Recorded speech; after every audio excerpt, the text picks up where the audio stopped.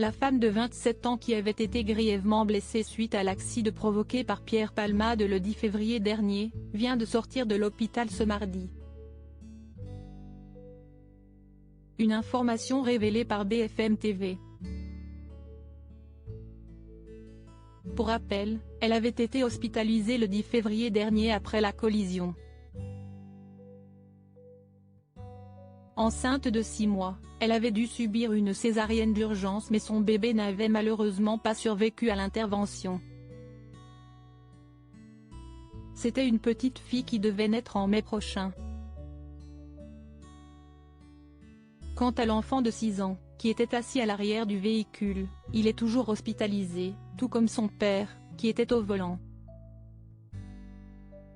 Ce dernier souffre de multiples fractures. Il a été remis dans le coma artificiel tandis que son fils est sorti du coma il y a quelques jours et va de mieux en mieux. Mais d'après son cousin qui témoignait récemment pour BFM TV, le petit garçon ne pourra plus jamais parler et manger comme avant. Le contrôle judiciaire réexaminé vendredi en ce qui concerne Pierre Palmade, qui était accompagné dans son véhicule de 2 individus qui ont pris la fuite avant d'être retrouvés et placés en garde à vue. Il a été présenté vendredi dernier à une juge d'instruction à l'issue de ses 48 heures de garde à vue.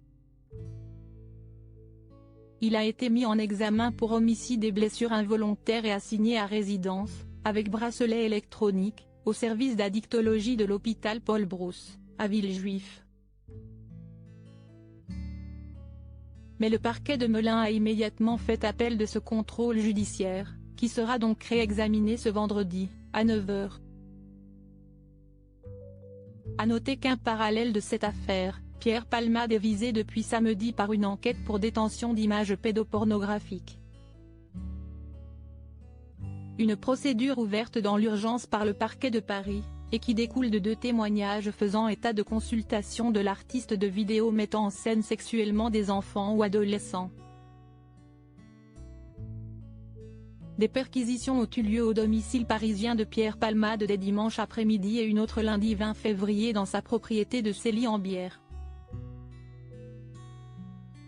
Sauf que d'après de toutes récentes informations, rapportées par le Parisien, son état de santé serait incompatible à toute audition dans la durée, a fortiori sous le régime d'une garde à vue.